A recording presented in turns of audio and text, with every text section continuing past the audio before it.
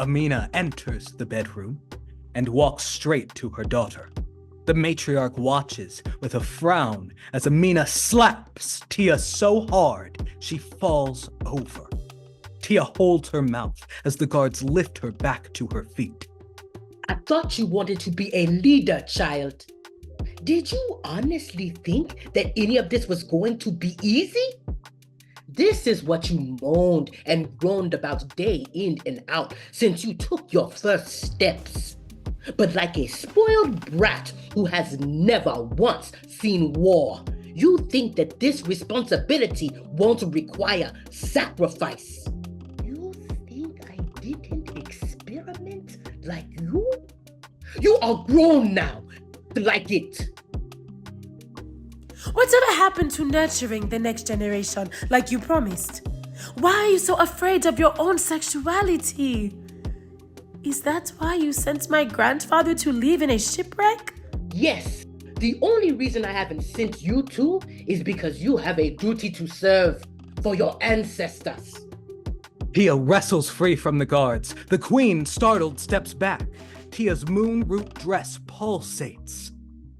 My ancestors wouldn't want me to run from the truth. Healing doesn't happen in isolation, Mom.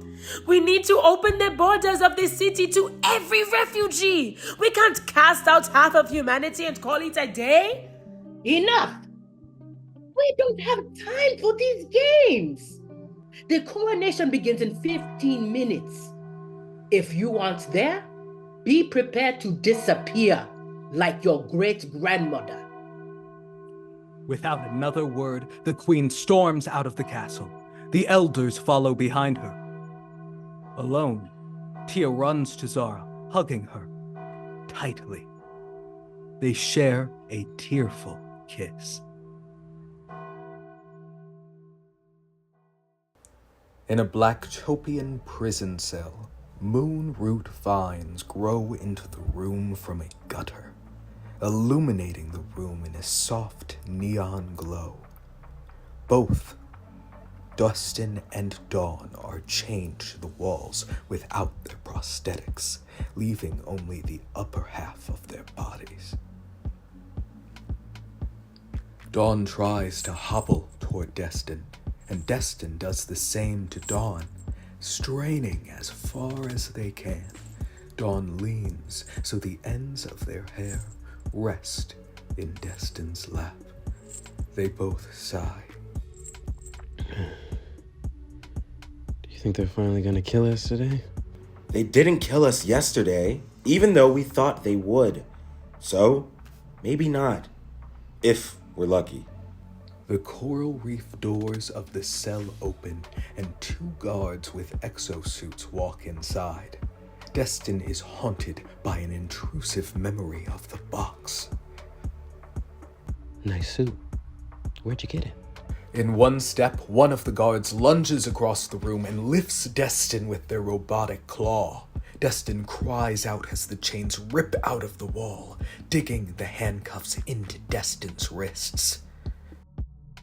Destin nearly faints as his hands pop out of place. His head falls limp, and the guards place him onto a set of chain prosthetic legs. The other guard ties a moon-root rope around Destin's arms and a seaweed blindfold over his eyes.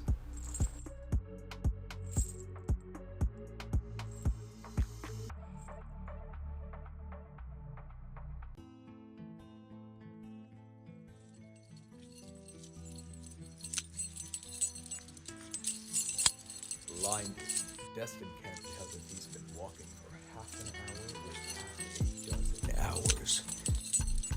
The procession approaches a stage with a solar-powered guillotine.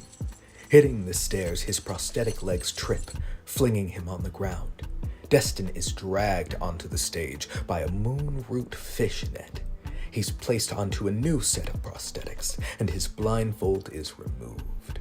He sees a familiar pair of glowing blue eyes staring back at him. Showtime, mate. Thanks for the tip. Wait, I know who you really are. I don't care what you know.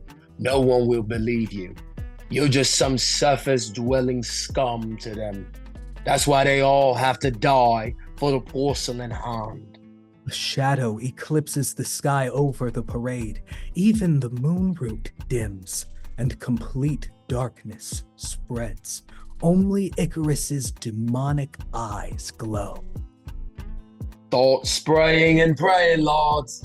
It's time to make Blacktopia great again. We'll call it Bloodtopia. End of episode 7.